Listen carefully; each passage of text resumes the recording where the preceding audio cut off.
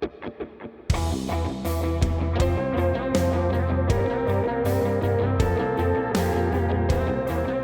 to Disrupted Science, the occasional conversation between the authors of the upcoming book, How the Internet Disrupted Science. I'm Kent Anderson here with my co-author, Joy Moore, and we are recording this on Wednesday, September 24th, 2025. Hey, Joy. Hey, Kent. Like my shirt? I do. That's a good looking shirt. If you're watching this, you should buy one. But yeah, we're really, I'm really happy with how it turned out. So you never know with these things sometimes. So. Mhm. Well, we just had an amazing conversation with Anita Chan, and we're so excited to share it. We touched on so many things that are um, foundational to our understanding of a lot of the things that we're experiencing today. So it was a good education. And Yeah, I and have, speaking of that, she really brings out what's going on in the university level. I mean, it's reminiscent of what Olivia Guest and Iris Van Roy said in our earlier interview, but definitely, and I think it'll resonate a lot with executives at publishing companies too. So, I think my favorite takeaway, there are quite a few, is that not to just dismiss the use of these technologies, but rather to use them to help specific communities and understand problems, right? solve particular problems in context. And the notion that all the problems will solve themselves at scale for everyone should just be, dismissed. Right, right. Yeah. All right. So without further ado, we're going to turn it over to our interview with Anita Chan.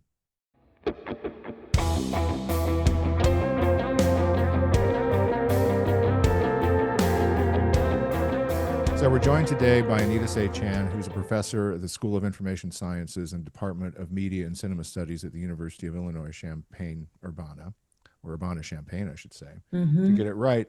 But we came across her through her book that was recently published with the University of California Press called Predatory Data, Eugenics in Big Tech and Our Fight for an Independent Future. And Joy and I, in writing our book, had come across this eugenics theme, and it seemed a little surprising. It was surprising to us. So it was very reassuring to come across Anita's book and see that someone had really looked at this very carefully and put together a history. And so we're really thrilled to be talking with her today and want to welcome her to Disrupted Science. So welcome, Dr. Chan. Thank you so much for having me. Welcome. Yeah. So nice to meet you. So can you give us a little background on what you've been researching and what goes into your book and what your current work is like? Yeah, well, I am a feminist and decolonial scholar of science and technology studies. So my background is in science and technology studies. I have before been looking at the sort of impacts of technology in the global South and had really been essentially looking at the politics of Silicon Valley and its sort of global impacts, really with a focus on the global South for quite a while. And this sort of history of eugenics and big tech and in sort of our datification economy is something really that I started to work on in some ways really as a love letter to my students. I'm now teaching in a STEM-based college in information sciences. Many of my students go on to get careers and sort of think of their degrees as prepping them for careers in Silicon Valley and in technology companies. And sort of as, the sort of coders behind the engines of our datification economy. And for many of them, this sort of connection to eugenics, that the sort of methods that they're learning on a regular basis of statistical regression, all the things that sort of run the predictive economy that are sort of the backbone of the predictive economy that we're now used to from uses of everything from large language models and AI to social media. that's sort of all of that originated with a version essentially of race science and eugenics and race science. They're very disconnected though from that history. They never learned who Francis Galton was.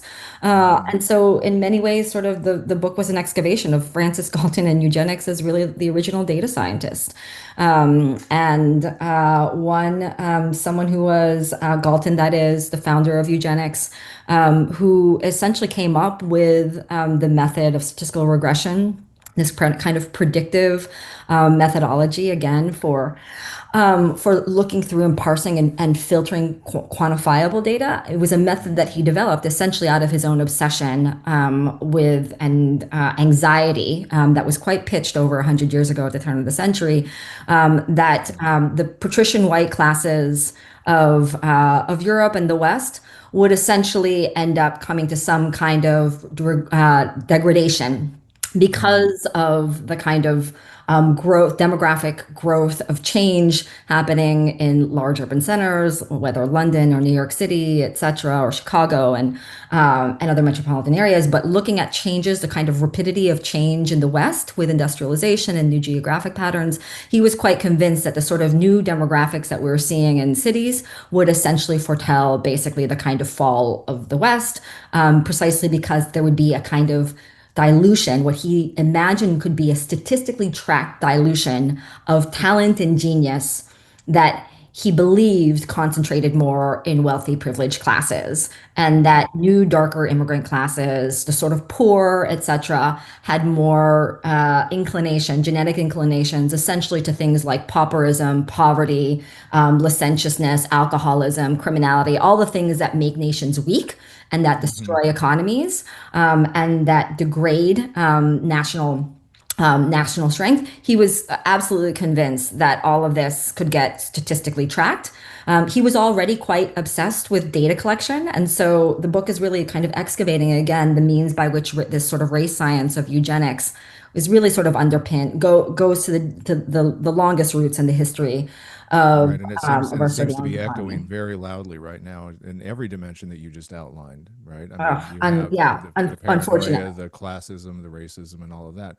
One of the more interesting things that you outlined in your book was how they made people began to see surrendering their data for analysis as a pleasurable thing, as something that Yeah, was can you good for them. Can you talk a little bit about that and how Yeah. yeah, we've what kind of were the become types inured of to that, and we kind of we blow by privacy policies, and we think Oh, data yeah. collection is inevitable, and there's just nothing we can do about Completely. it.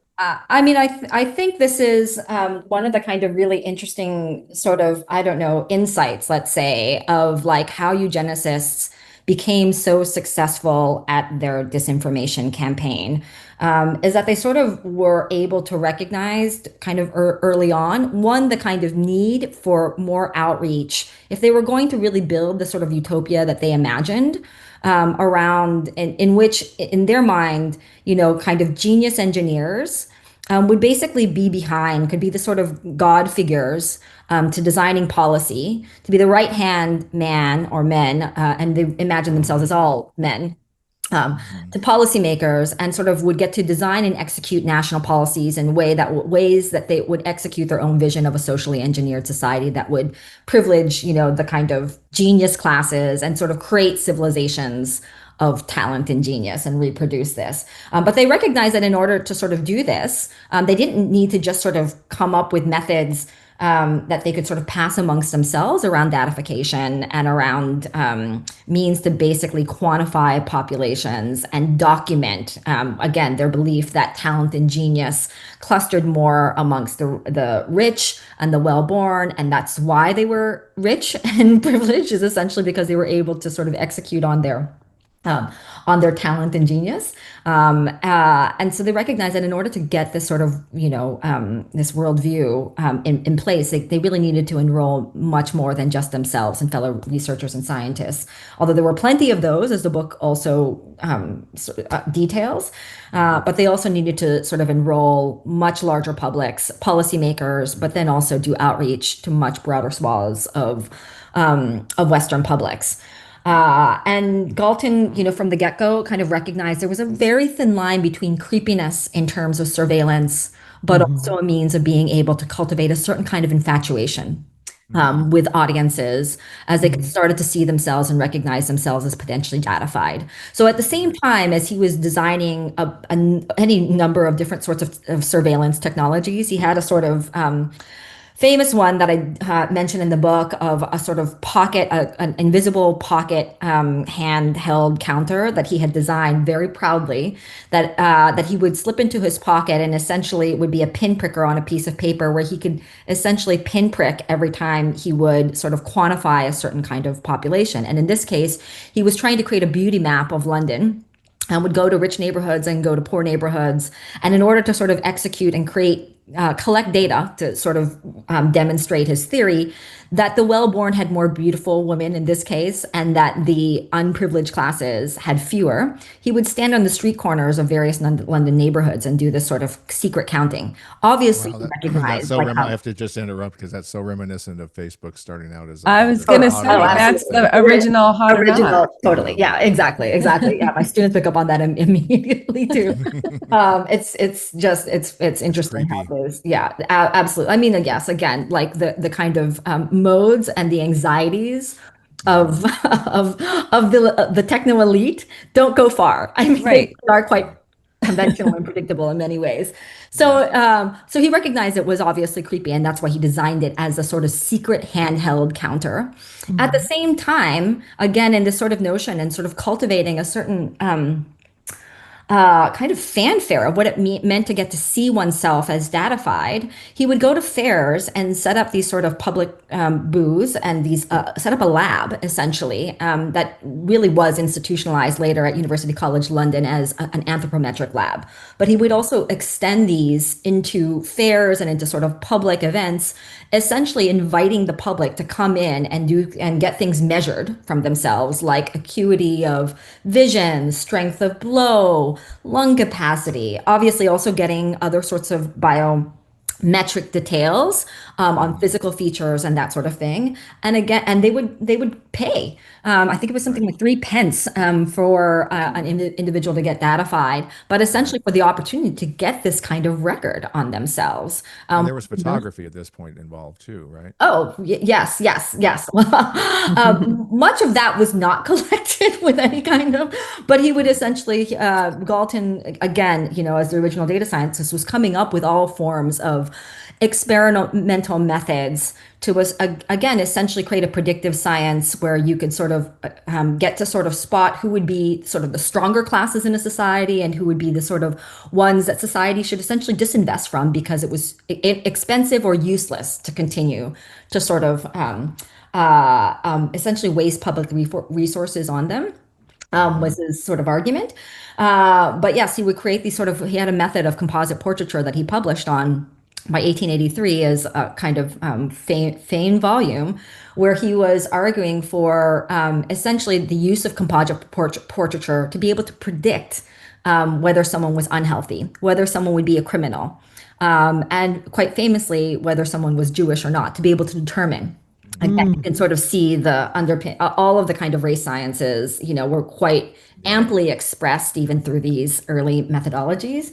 And the notion was he would collect these, hundreds of photos from state institutionalized bodies essentially, and then create these sort of composite portraits of individuals, again, to sort of supposedly give, law enforcement and state heads essentially a metric for, right, who's worthy of investment and who's not, who's worthy of increased surveillance because they actually might put others at risk, and who's not. So all of those things were sort of there from the get-go. In the U.S., the American Eugenics, American Eugenics movement, and a body called the Eugenics Record Office was enormously successful at essentially also kind of taking further this sort of notion of how much publics could become enamored of their own datification. Again, recognizing this sort of creepy line between one version of it not wanting to be completely public about what they were doing, but at the same time recognizing that they needed to collect data and giving folks also an opportunity or what they kind of labeled as an opportunity to kind of see and unlock the secrets of their own sort of family and genetic histories.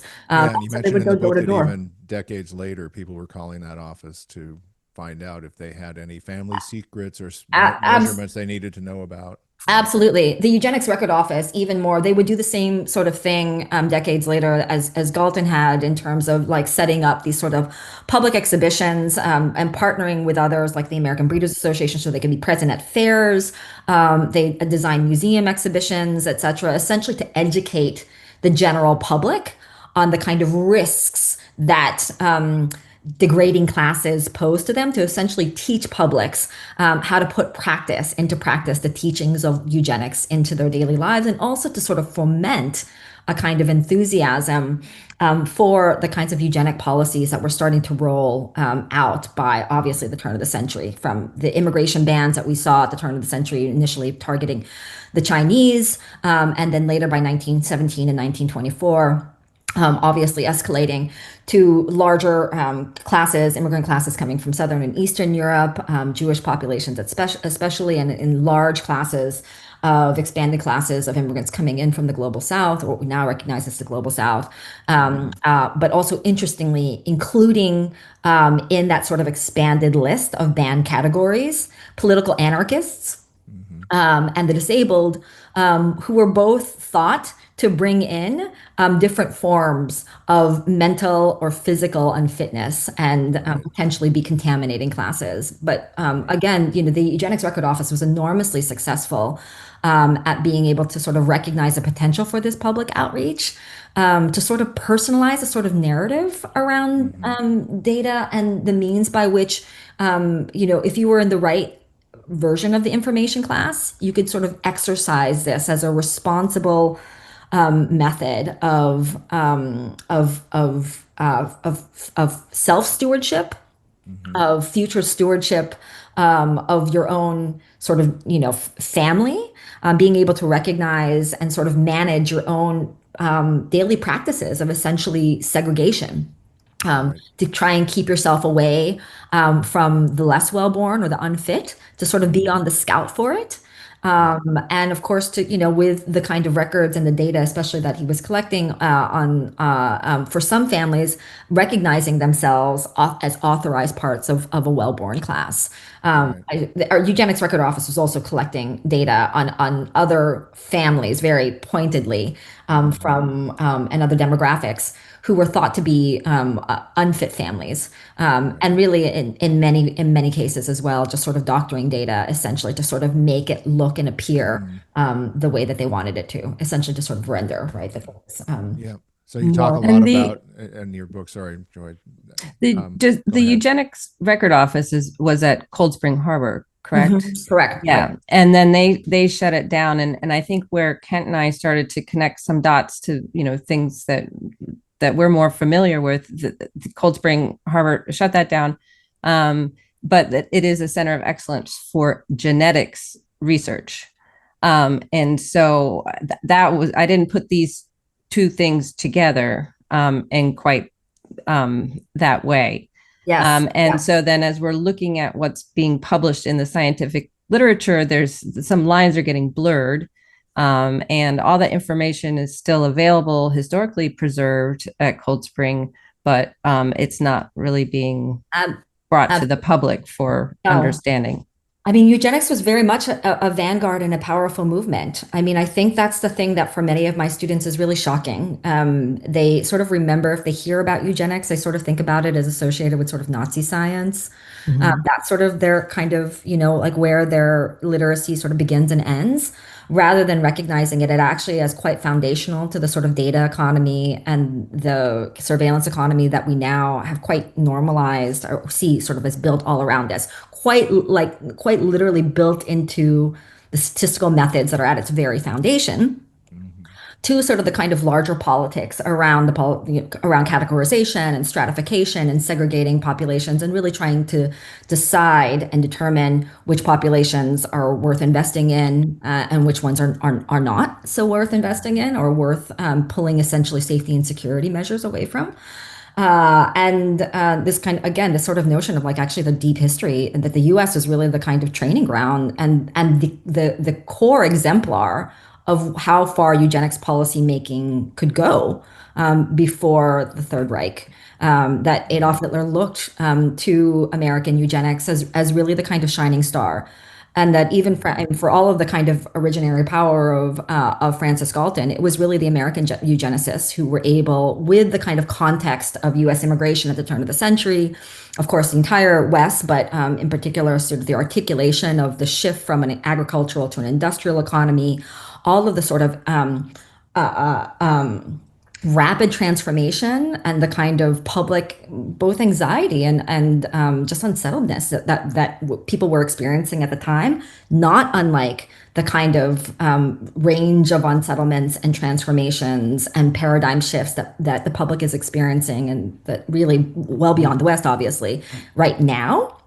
In terms of a kind of shift to the AI economy, but how it was that eugenicists were in the US were really able to exploit all that, again, with the key ingredients of having a kind of optics of difference to be able to play upon, to sort of demonstrate or to say that they had the sort of methods of science and data to be able to evidence why it was that this thing that you're already a little bit worried about is going to actually lead to some version of personal ruination to your family and to our larger, kind of Western society. And then unless we do something about it, unless we start to execute some of these immigration bans, unless we start to sort of normalize versions of surveillance and population monitoring to start to filter out the unfit, or to at least identify them so that you're not at risk of unknown contamination. And in its, of course, in its most kind of strident forms, we had sterilization laws passed in over 30 states. And that Went unless all the way to the Supreme Court, right? right, exactly, They exactly. found, and Buck versus they Bell found case. in favor of it. Oh, completely. Exactly. And so my students forget exactly that Oliver Wendell Holmes and that, Supreme Court justices and university presidents, Stanford's first president, David Starr Jordan. Here comes Silicon Valley. Precisely, exactly. I mean, they were everywhere. They were really very much a kind of who's who of society, American eugenicists and the leaders of the eugenics movement in the US, that is, were. And that it was very much taken seriously as a kind of vanguard movement and science, not unlike the way that data science and sort of AI is sort of thought of right now as a kind Yeah, so let's bring it up to today, because it is going on, right? You use a word that in your writing and in your responses to some of our questions when we did an email interview, called majoritarian, right? Majoritarian views. And then you also have this very paranoid white male techno elite on the other side of that, and trying to put out what looks like, because of statistical inference and the power of that in LLMs, basically preserving majoritarian views in the sciences, right? right. And they're rolling it out so quickly and with so little permission and with so little skepticism, as an interview we did earlier with Olivia Guest and Iris Van Roy, in academia, Yeah. and elsewhere, just in everyday life on phones and your personal computers. There seems to be, and even Peter Thiel recently said there's kind of a panic, right? Yeah. And it's very strange. They're super rich people. They have all. What are they afraid of? What are they afraid of, first of all? And what's wrong with them? But it's like, That is. you got what you wanted. Can you just leave the rest of us alone, please? Oh, absolutely. But they never can. So I don't know whether that's a question or just kind of a setup. How do you diagnose what's going on with these sorts what's wrong? What's their pathology? Yeah, right. I mean, pathology is exactly the right way to put it. I mean, if you saw that kind of report, we know so many of them really come from really, quite personally broken backgrounds, and you could really, you do wonder what would have happened if they were just earnestly hugged much more when they were young. Yeah. So people may have seen the report that just came out on the Times about Elon Musk. I thought people with bad parents became comedians more often. I really wish It's that a healthy way. That's the healthy way to deal with it.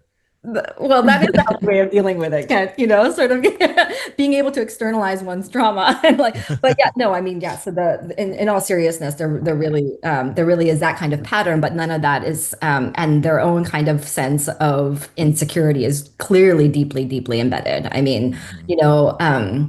Elon Musk's kind of like the projection that he's now no longer just the richest man on the planet, but that he's going to be a trillionaire. Mhm.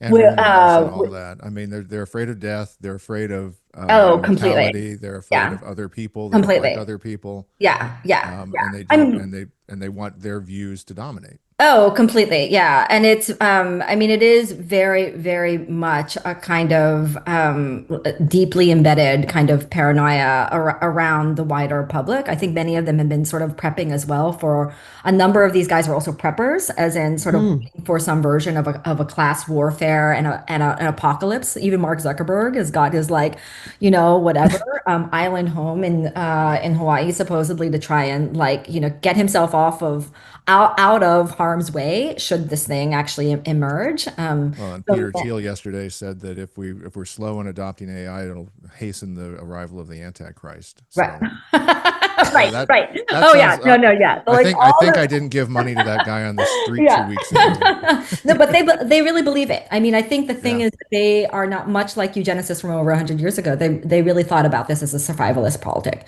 They thought of this Mhm. as existential risk, that this has to happen. Otherwise, the West will fall. Civilization will fall. The world as we know it will no longer exist. And it really is a sort of all like winner take all. And Mhm. their kind of version of the world is very much one where it's a zero sum game. Yeah. And you can really see that, again, they sort of use some of this is quite convenient messaging. Because of course, the more they can sort of play into that, the more they can also sort of convince on other sort of, political heads and leaders to essentially sort of help channel resources towards saving the American AI economy, et cetera. And as I write in the book, I mean, the more we have to pay attention to their own survival, the survival and sort of maintaining the security and safety of this paranoid, hyper elite now, techno eugenic elite, the less we're Mhm. actually paying attention to the means by which they've escalated insecurity for everybody else. I mean, when I talk to sort of normal families here in Illinois, and I run a collaboration with some K through 12 teachers in Vermilion County, which is a county in Illinois which it has one of these outsized poverty rates. So it's almost twice the poverty rate in Vermilion County is almost twice what the national average is, which is around 12%. In Vermilion County, it's closer to 20%, and also twice what the state average is in Illinois, which is also around 11 and 12%. Um, but when you talk to teachers there, I mean, the language that they use when they are discussing AI is that they're scared. And Mhm. it is really heartbreaking and quite maddening, actually, to hear sort of, folks who are at the front lines of trying to make sure that kids who just normally are not set up and well resourced to be able to graduate, they are the ones who are sort of doing the daily fight to just make sure that those kids still believe in themselves and that they get some version of sort of mentorship, even when other sorts of things around them are just not in place, and they're not set up for that kind of they're not resourced for being able to succeed. So these are teachers who, again, as I mentioned, like to hear that this kind of version of that this language that they not only are scared, but they're scared for their students, and in part it's because they're already starting to see the use of AI Mhm. amongst students as young as fifth graders, which would be like 10 years old, and Mhm. 8-year-olds who are now turning in assignments as well, Mhm. using large language models. And when they get a response from the student as to why it is that they're using it, the student says something to them, not unlike what our 20-year-olds might say to us when they're caught in a college classroom doing the same thing, which Mhm. is that it just writes so much better than I do. So Mhm. the kind of collapse of sort of in learners that are so young, Again, when we're thinking about a kind of survival politic and what it means for these sorts of these technologies to have generated insecurity at scale, the labor question is obviously, front of mind for many people and working grown-ups in the US and across the West, where we've seen these LLMs start to play out quite rapidly and get Yeah, you're adopted bringing to into mind large systems. a discussion. Ed Zitron interviewed Adam Becker today, and Joy and I, Joy, you've listened to it twice, right? I'm going to listen to it It, again. it was so good. I'm a big fan of both of them. So to have them together today was good. Yeah, Oh, they good. Yeah. started they started a bromance on that, I'm pretty sure. But one of the things that they talk about is, these fantasies that these tech eugenicist overlords promulgate. One of them is, if we have 1 trillion people in the galaxy, we'll have hundreds more Einsteins, hundreds more Yes. Newtons, and Yes. they Mozart's, they yeah. make and Mozart's, yeah, and they make the point that actually, if you invested in education for the children on the planet today Right. in a real way, you would have those hundreds more Newtons, Oh, there. I Mozarts, mean, Einsteins. that's the argument that the tech bros make, but they all know that none of them send their kids. All of them are sending their kids to For Montessori private school, yeah. schools and like Yeah. no screen time, high Mhm. teacher to student ratio, Yeah, or low, sorry, student to yeah, yeah, teacher to yeah, Yeah. student. yeah, So yeah. lots of human contact and like no screen time. I mean, it's Mhm. totally disingenuous, but I will say that for them to start to project that these technologies are sort of genius makers. And we've Mhm. heard this since the beginning of the ed tech industry, whatever, Yeah. in the 1990s, that, the more computers we introduce into schools and the better investment we are making in our futures. We've seen what's happened with social media. It took us like, obviously, like we run that experiment Hmm. Yeah. now seeing a different stage of essentially schools starting to organize and create social media and cell phone bans. And now Right. countries wholesale sort of trying to execute a version of sort of age verification and at least making a kind of harder lean into what's already sort of on the books regulation in the US, which is COPA, right? Which is, trying to make sure that Child Online Privacy Protection Act, Hmm. which is meant to kind of keep kids under the age of 13 from starting social media accounts, but is never actually enforced. So in practice, it's as if COPA doesn't exist.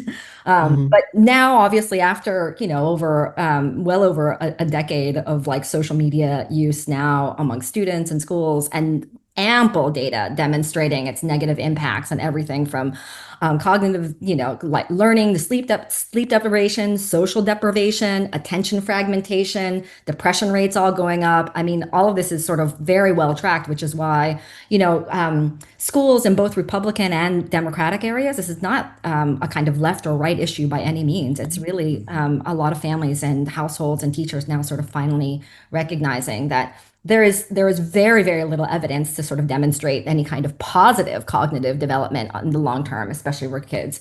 Now we're in the kind of new argument all over. We're relaunching the argument all over again with AI, Mhm. Hmm. with the notion that supposedly we're going to be having, best friend scientists who are tethered on the other line, and it's supposedly not an argument for basically datafying our kids, which Mhm. what is actually happening.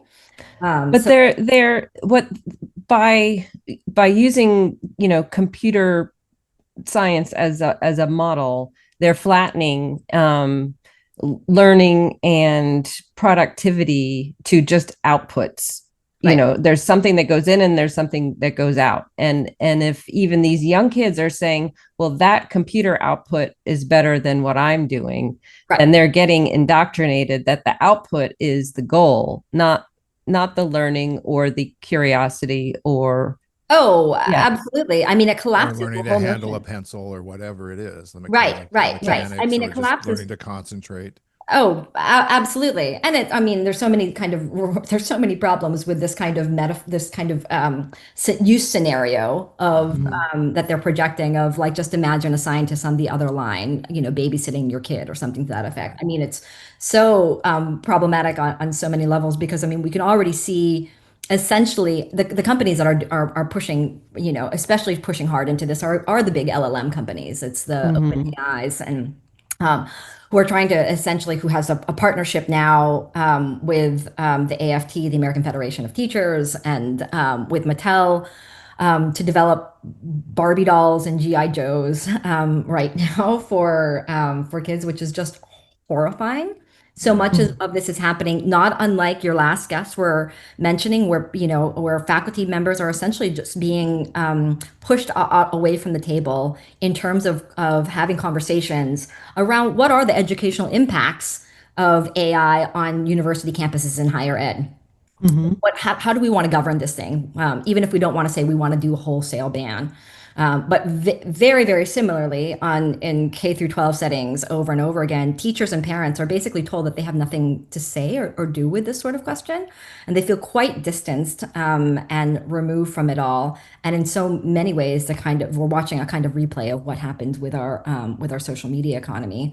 Even if it's many of the same, we can see very, very similar business models already at play with OpenAI, as we have with the social media companies. I mean, right now, it's what they're banking on is essentially still an attention economy.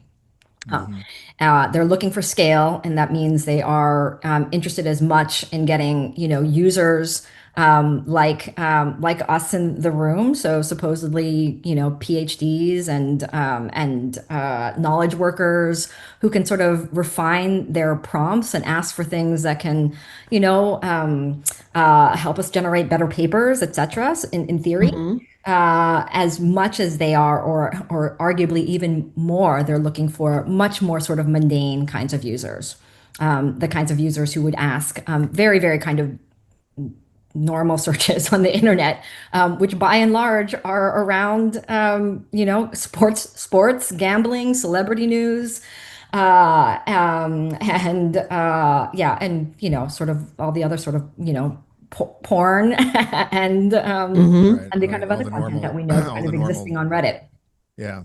So one of the things you talk about in your book are venture philanthropists, right? Right. These are they in the guise of being philanthropists, they're actually looking to make a profit, and they're usually technology related people. So one of them that has come into our world is the Chan Zuckerberg Initiative, which is not a philanthropy but an LLC, and they've flipped some of the initiatives that they've started up for hundreds of millions of dollars, and now they're involved in scientific preprints and things like that. And I think they're probably up to some of the same Oh, interesting. AI training and things like that behind the scenes, because they actually made explicit with their grants that they would have the content available to train their AIs. Wow. So, we have all this scientific information going to these LLMs. You have inference engines that are projecting out majoritarian views.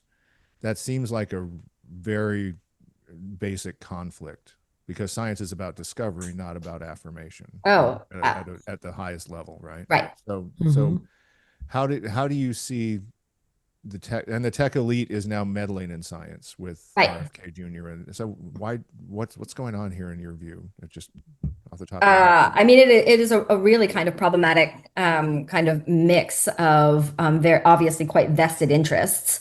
And so the kind of disruption that we see happening already within the scientific community, and what we're seeing, where there's an explosion essentially uh, of plagiarized content, of non-actually like self-authored content that's kind of getting, vetted through and pushed into conference applications, etc. I mean, that is already something that we've seen explode in the last year or so alone. And it's unclear that there's any kind of, at least from where I sit, it's unclear that there's been any kind of really kind of mindful response around this. And in many ways, they're indifferent to the kind of disruption that's happening within these kinds of circuits of scientific knowledge making that are interested in some version of public stewardship of knowledge and scientific discovery for a kind of greater public good. If there were, I mean, the kind of the models that to me seem to be much more mindful are the ones where you see initiatives really trying to actually work with working professionals on the ground to try and act like, what does a privacy forward AI application that takes in mind the consideration of teachers, K through 12 educators, um, and working households. What does that look like? And it becomes a very, very kind of specific application as opposed to a kind of application that looks for scale. So the general AI kind of market is one that is obviously pushing for scale. And when you start to do that, you're already in the game of sort of monetizing attention. And when you do that, I mean, we've seen essentially what a social media economy generates, which Then we're is back to square one. One of the right, other right. things I'm sorry, Joyce, you just got me thinking. Okay, well, go But with it. I know, finally, huh? Joy's thinking, finally.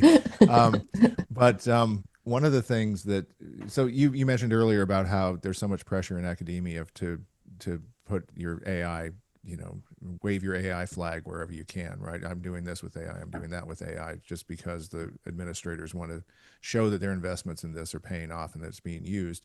The same thing's happening in scientific publishing circles, Right. right? Executives at scientific publishing companies and leadership are being told that they have to include AI statements or how they're going to Right. deploy AI Right. Right. and all of that. Have you seen any successful ways to turn that away, to deflect that, to shut it down? To shut down the kind of questions around. I mean, Well, this is kind of the insistence, or to just make the person who's insisting question whether they're insisting on something that they really should be insisting. Yeah, I mean, I point to some of the resistance movements that I look at aren't always around. Not all of them are always around AI. Although I'll mention one that's specific to AI. But you are obviously starting to see, and we started to see real kind of pushback legislatively that demonstrate the kinds of articulations, the recognitions of the kinds of risks these things serve up and are already kind of impacting populations with that scale. And so being reminding our decision makers and sort of like these institution heads that this is part of the ecology too. They're usually not following that. The thing that's easiest for them to see is how company after company is jumping on board with this. They didn't. They may or may not have seen, of course, the MIT report that came out about where they had done a survey of Fortune 500 companies over the summer to ask what percentage of them were actually seeing some kind of financial benefit from their AI based applications that they were rolling out, and 95% of them said they were unclear to none. I already mentioned the kind of, kind of the pushback that we're seeing happening at the local level in various schools, where you're seeing parents start and teachers really have hard no's, like cell phone bans throughout throughout the school day, or making very explicit hours of like only when they can use it only during whatever during lunch hours or recess time, etc. As on the ground movements, but also sort of legislative efforts, like what we've seen in Illinois, where there's an AI ban in the realm of therapy, Mhm. mental health therapists, and that was a bill that was worked out in consultation with mental health workers and therapists and social workers in the state of Illinois, working with that professional association. In California, I mean, there've been a number of different AI safety bills that have come up, and there's still one. There's 1047, of course, that Newsom did not sign, which was an AI safety regulation that really just sort of, again, the interesting thing about it was that there were several AI companies that were part of the kind of co-development of that. So that already sort of acknowledges how much the industry itself is sort of signaling that it wants better kinds of safeguards that are put in place at the sort of legislative level to reset essentially the kind of bottom ground. Right. Otherwise, there is a kind of race to the bottom for everyone. And so that needs to sort of be, again, sort of level set for everyone to make a kind of playing field. But also SB 07, which is an AI in hiring practices. So no AI bosses bill, I think, is what the sort of shorthand bill for that is. I like I'm sort that. of recognizing already the means by which these AI systems use to sort of filter through people's applications have already demonstrated quantifiable discrimination, and we know that these kinds of systems are also being used not just for hiring purposes, but also in doing versions of assessment for admittees keys to, to your next cohort for university students. And there's any again number of different kinds of applications that we can see it happening, being used across sectors, but demonstrating that there's already this is, again, the playing field got very got changed up pretty rapidly with the release of GPT 3.5. So I think everyone had thought that it was going to be self-driving cars that were going to be the kind of killer AI app. Before, and we've seen again as well there being a lot more sort of caution, precisely because of the kinds of accidents we've seen, even with this kind of like heavy push into monetizing this thing that is the public has real concerns about. And so, you see the experiments happening city by city by city. LLMs have kind of rolled out with a much faster rapidity, and even still, you're already now starting to see these kinds of legislative emergences. And so, getting those onto the radars of our decision makers, right. And so, company heads is imperative, just again to acknowledge how much the industry itself is flagging that it needs greater safety, it needs greater precautionary measures.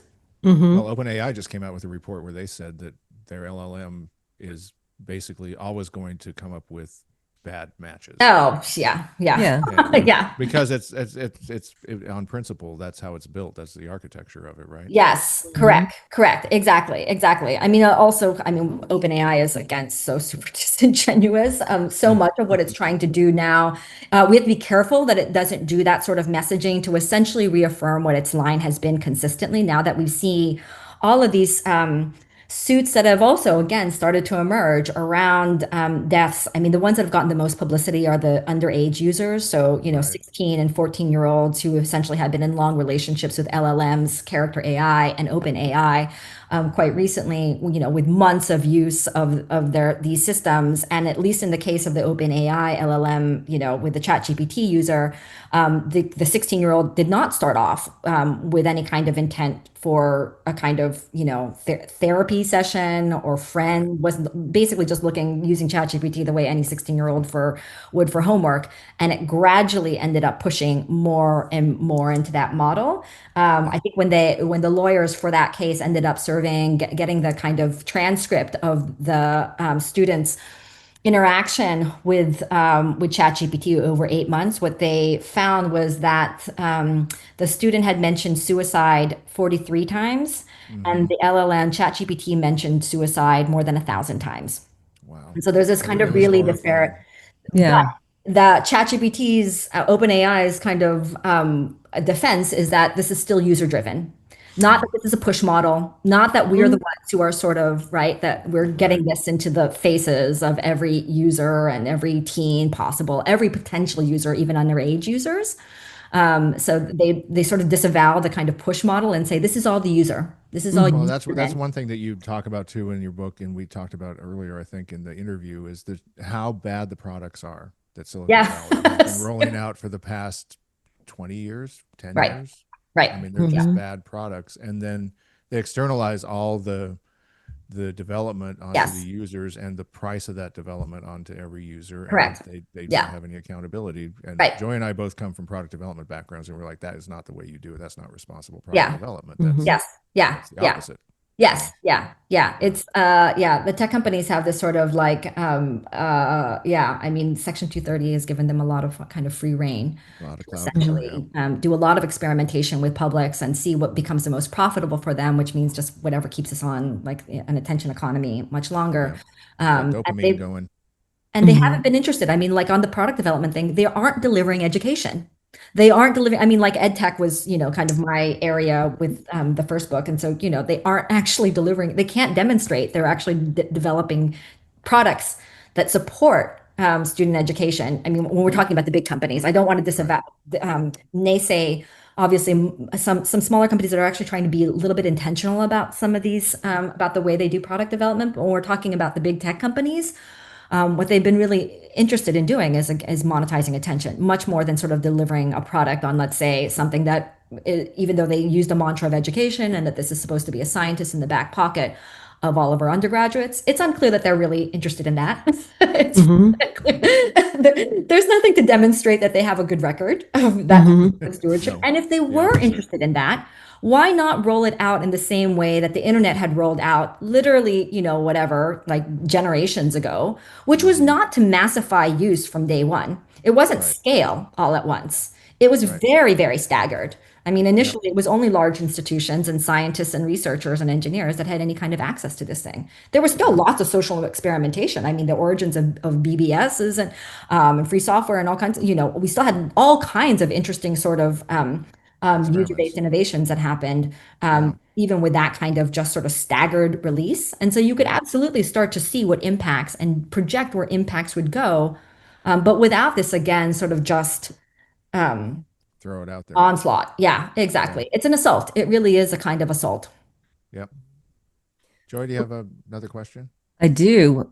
So scientific publishing has been aligned with Silicon Valley since the internet started. It was kind of a natural pairing in some Mm. ways because especially journal content, it's coming out quickly and you want to get it out to as many people as you can. So adopting online technologies and platforms made sense. And so we're one sector of publishing that has been just a very fast follower with a lot of things and adopting a lot of consumer technology ideas to because we were well positioned to do that.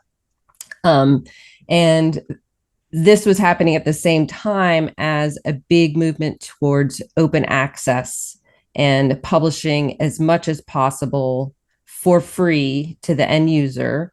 We have no page restrictions, and we have no subscribers that we need to be beholden to. So that's just going to open the floodgates for more science at scale, platformed, and now data-based that is going to lead to this amazing breakthrough. And then now AI has come in as the next goal is now we're going to apply this AI to help all scientists become better scientists. And we're seeing so many more downsides than upsides. And just like a lot of things, we haven't seen the positive results. It's still just this open-ended, like we're gonna someday all move to Mars, and Right. achieve singularity dream. Right.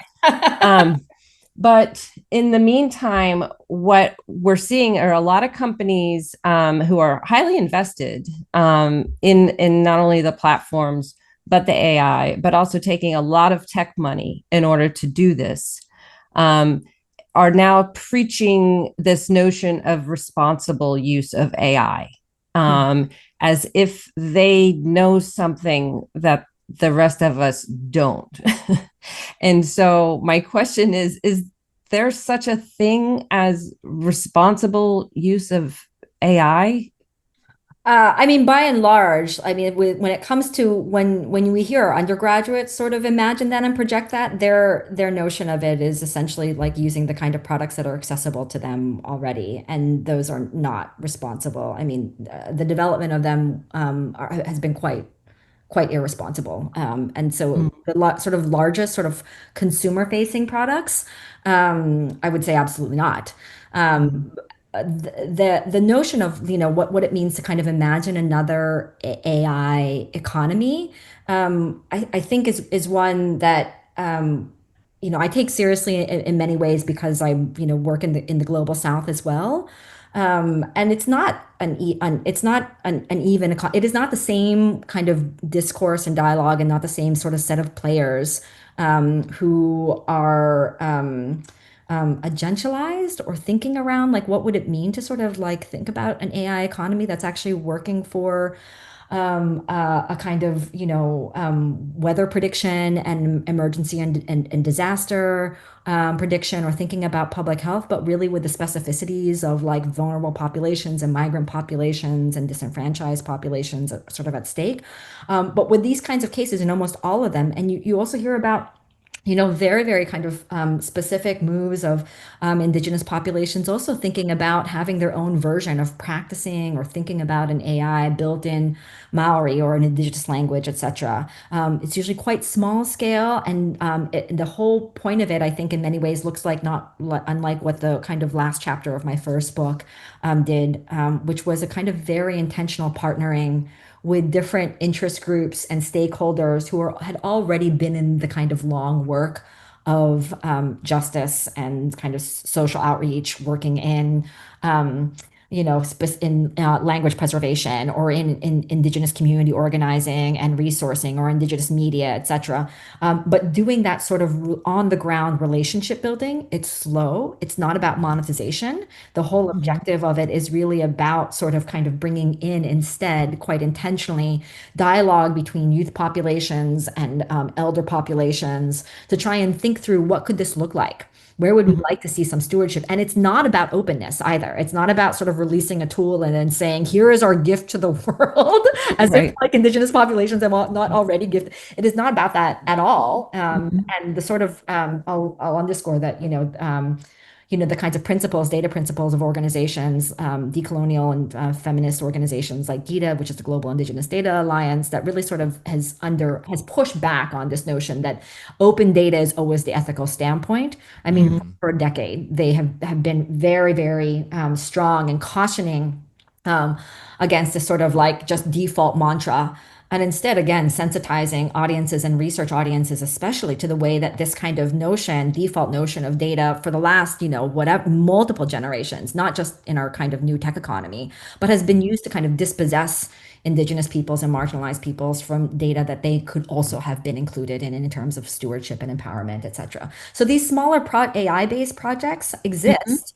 Um, Mhm. you know, we don't know where they go, except that they are invested in this kind of relationship, this practice of relationship renewal, and trying to fortify collectives and conversations at that point. Which is why I kind of gesture towards this notion of like, what might it mean, for instance, if our professional societies were to kind of really take seriously this question of like, what is the kind of problematics around authorship and submission and conference participation, et cetera? Like, what have been the series of long-standing problems that we as a professional society might sort of acknowledge and think about, and how we might sort of rethink the terrain and rethink different kinds of resources and infrastructures and technologies, rather than just sort of throwing our hands up right now and leaving essentially a lot of young scientists and scientists in the global south, and not even, I mean, Mhm. many researchers now are in this practice of thinking about chat gpt and large llms as essentially tools and resources for their own professional development that they have to use, right? In the absence of other kinds of either spaces for and conversations for recourse. What might it look like if we instead started to kind of reframe the problem, Right. and Start to think for reset some ourselves, right? expectations? Right. Yeah. I mean, the publication indexes and whatnot, all of those things have been, long issues that have needed long-standing conversation, and rethinking, and they're really all Mhm. just getting diagnosed. I mean, this current moment around like the chat GPTification Mhm. research output, is bringing them all to the fore and sort of wanting to kind of reset and just say, now this is a new world we all live in. We all have to sort of face this as the problem. And Mhm. there Yeah. really is another conversation that people are wanting to have, Mhm. that would also move us all away from this kind of default. Well, this is the kind of primary tool that researchers have to basically think about their economic life, their professional livelihood. Mhm. Yep. All right. Well, I want to be respectful of your time. You spend a lot of time with us, and we really appreciate it. And these have been great answers. So, um, I just want to finish with one last question, and then maybe we'll get a discovery of the week. Maybe we'll see. Um, so, I reread some of your writings before the interview, and it seems like everything hits even harder today, and that there's a greater sense of urgency to all of these topics. And it feels like we've almost fallen into a trap and we need to claw our way out of it. is that a fair kind of distillation of the feeling Yeah, I Yeah. mean, well, I will say that, I mean, a part of the messaging is also to, if it's a trap, it's a sense that there have been so many opportunities for other kinds of institutional actors to act otherwise, including ones who feel themselves right now Amen. in this trap. And we have not taken those opportunities. Universities right now should not be, can be playing another kind of role other than just sort of leaning into this AI economy and telling their faculty, like, and interacting with them as if our job is to make AI companies happy. Mm. Designing data science programs and now sort of like AI professionalization programs, essentially as if that is our primary job. As if civic firms of actual intentional education and civic renewal were not the things that were actually precarious. And so yes, absolutely. I mean, if it's a trap, it's because we've sort of laid it for ourselves and not We and kind missed of out let on multiple ourselves fall opportunities. into it, huh? Right. Yeah. Okay. Mhm. All right. So now we're going to take a little pause. And do you think you have a discovery of the week? I'm not sure how discovery of the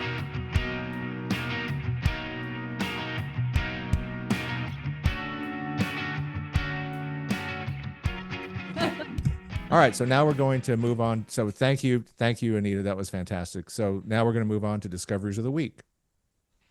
All right, I'll go first. Um, so I saw the most wonderful thing in my late night YouTube reel scrolling. And these were they were the reel was titled Paddle Pups. And these are wildlife detection dogs in Australia. And their speciality is that they're trained to detect different types of endangered wildlife. And these two dogs, their specialty is finding platypus nests. And so that the zoologists can go out, they're not disturbing the platypuses, platypi.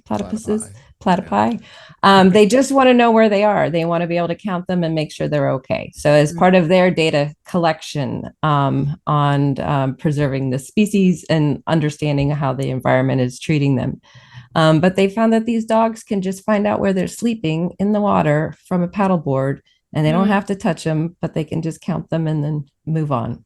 Yeah, and the way the dogs change their posture when they find one. Yeah. Yeah, we'll put It's the video in. amazing. It's so Yeah, cute. it's amazing. We'll put the Great. link to the video, but they like find one and they go, whoop, Oh, okay. One platypus. Check. you got me? You got me? One platypus. Pretty amazing. That's great. And I love it because it's science-based. So mine this week was less science-based, but still kind of historical. So I got invited to TD Garden to attend a preseason Bruins game. And I got there a little bit early and didn't want to just be the guy in the luxury box sitting around. So I walked the hall and they As were you doing always are construction. the guy in the luxury box. I know, I'm always the guy in the luxury box. Yeah. Yeah, like once every 5 years.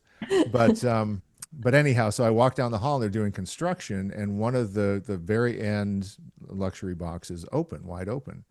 And I look in, and lo and behold, it's the floored with the pieces of the old Boston Garden basketball parquet floor with screw holes in it and the original paint and the original finish and all of this. And it's like I had seen Boston Celtics games on low res television back in the day when they had that floor in place, and they were always complaining about how eccentric the floor was and the bounces could be and all this stuff. Now you couldn't see enough to understand what it was, but then standing on top of this and seeing this the offset screw holes and the actual wood and the paint and how thick the paint was and all this, I'm like, okay, I now totally understand it. And it was just one of those things where, again, getting out of your screen time, it's like go out, explore the world. It's fantastic. And history is still just a great place to remind yourself that what you saw actually existed, and it was really cool. So that was my Yay. discovery of the week.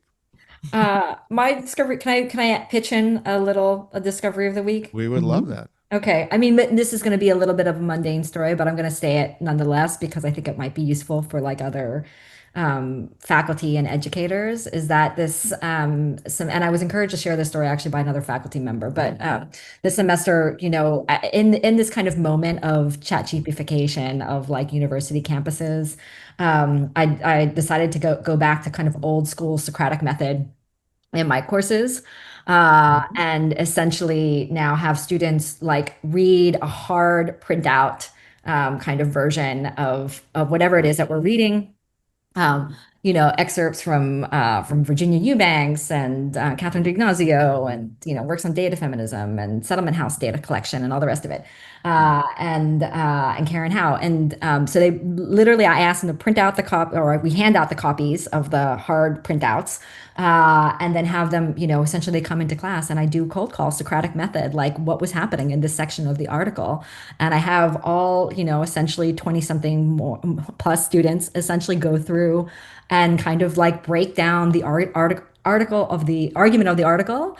And it has been really one of the most successful teaching experiments I think that I've had, since I've been on this campus, where the students literally like scrawl all over their printouts. That's awesome. And are really great actually at sort of doing the kind of delivery mode. And even though I think we have this narrative like overall that our students would resist because they're born digital, because they need to sort of constantly be in sort of digital tangibility, like some version of digital tactileness or non-tactileness. But exactly as Kent was saying, like getting back to like the analog world, letting them sort of appreciate what it actually means to do any version of cognitive processing, where they've got to sort of like be in contact with the ideas on the page and not just sort of let it kind of wash over.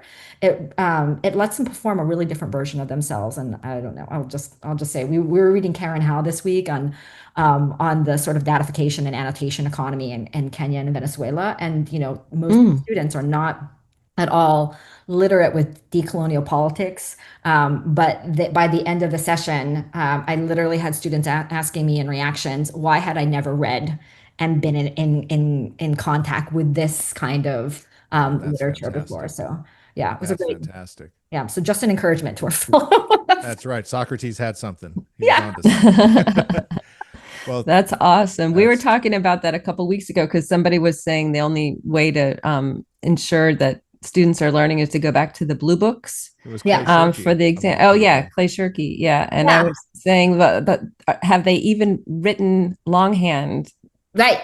Yeah. That long. They can. Yeah. But the other part, I whatever, which Clay Shirky, I don't love his work all the time. I was okay with this article. I did not love how he framed students, because he was essentially saying that students hate this, and they don't necessarily hate this. That's not, I mean, like we are giving them, that's the default knee-jerk mischaracterization of their generation, that they're so in love with technology that they'll just swallow and eat up everything. And as much ambivalence is about it as we do. They've been surveilled since they were babies. They just hate, I mean, like when you ask them about privacy rights and if they're okay with like tech companies using their data willy-nilly, and if they trust tech companies or they trust the government in terms of, that's motive, they are off the charts in terms of saying we don't trust them. Even though, I mean, they're users of all these things like we are, but I mean, we need a much more nuanced conversation around, youth and tech relations too. So, absolutely. All right. Well, thank you, Anita. This was fantastic. We really appreciate it. All right. So now we're going to move on. So thank you, Anita. That was fantastic. So now we're going to move on to discoveries of the week. All right, I'll go first.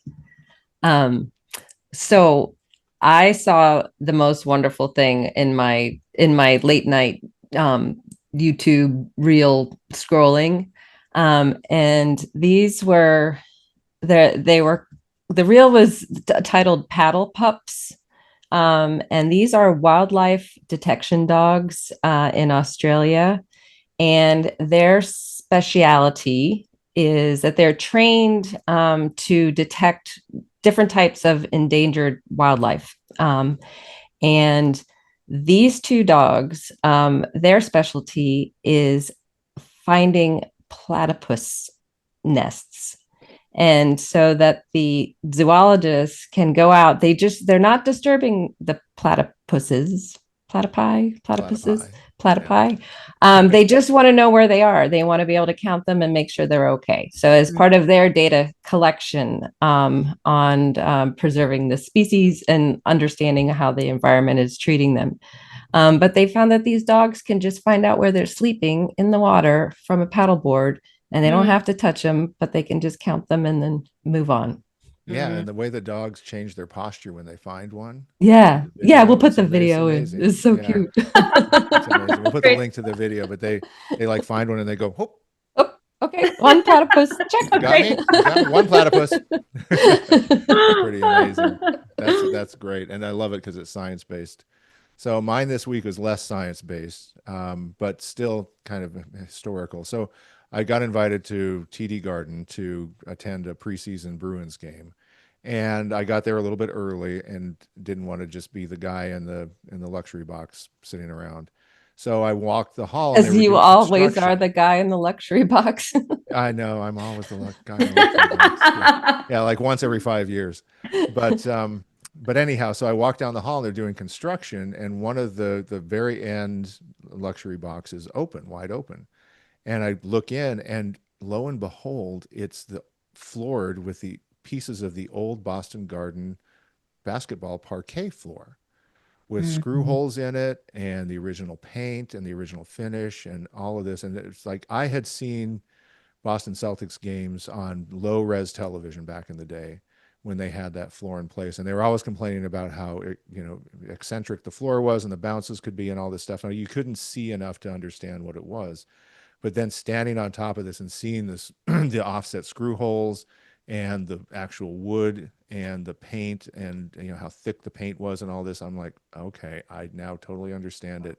And it was just in a one of those things where, again, getting out of your screen time, it's like go out, explore the world. It's fantastic, and history is still just a great place to remind yourself that what you saw actually existed, and it was really cool. So that was my Yay. discovery of the week.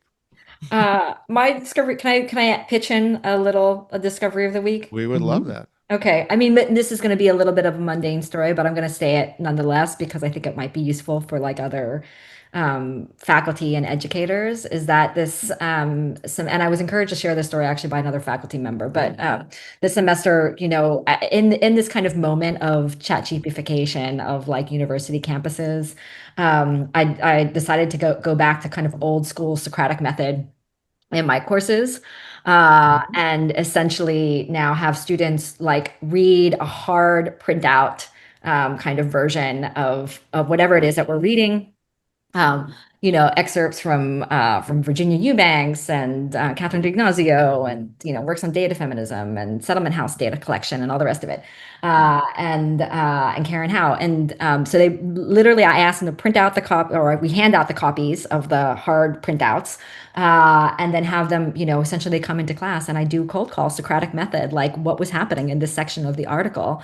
And I have all, essentially 20 something more plus students essentially go through and kind of like break down the article of the argument of the article. And Mhm. it has been really one of the most successful teaching experiments I think that I've had, since I've been on this campus, where the students literally like scrawl all over their printouts. That's awesome. And are really great actually at sort of doing the kind of delivery mode. And even though I think we have this narrative like overall that our students would resist because they're born digital, because they need to sort of constantly be in sort of digital tangibility, like some version of digital tactileness or non-tactileness. But exactly as Right. Kent was saying, like getting back to like the analog world, letting them Mhm. sort of appreciate what it actually means to do any version of cognitive processing, where they've got to sort of like be in contact with the ideas on the page and not just sort of let it kind of wash over. It lets them perform a really different version of themselves. And I don't know, I'll just say we were reading Karen Howe this week on the sort of datification and annotation economy in Kenya and Venezuela. And most Mm. students are not at all literate with decolonial politics. But by the end of the session, I literally had students asking me in reactions, why had I never read and been in contact with this kind of That's literature before. fantastic. So yeah, it was a That's great, fantastic. yeah. So just an encouragement to our fellow. That's right. Socrates had something. He was Yeah. on to something. Well, That's awesome. We were that's talking about that a couple weeks ago because somebody was saying the only way to ensure that students are learning is to go back to the blue books it was Clay Yeah. for Shirky the of exam. all Oh yeah, people. Clay Shirky. Yeah, and I Yeah. was saying, but have they even written longhand Right. that Yeah. long? They can. They can. Yeah. But the other part, Yeah. I whatever, which Clay Shirky, I don't love his work all the time. I was okay with this article. I did not love how he framed students, Mm, because he was essentially saying that students hate this, and they don't yeah. necessarily hate this. That's No. not, I mean, like we are giving them, that's the default knee-jerk mischaracterization of their generation, that they're Yeah. so in love with technology that they'll just swallow and eat up everything. And Hmm. Yeah. much ambivalence is about it as we do. They've been surveilled since they were babies.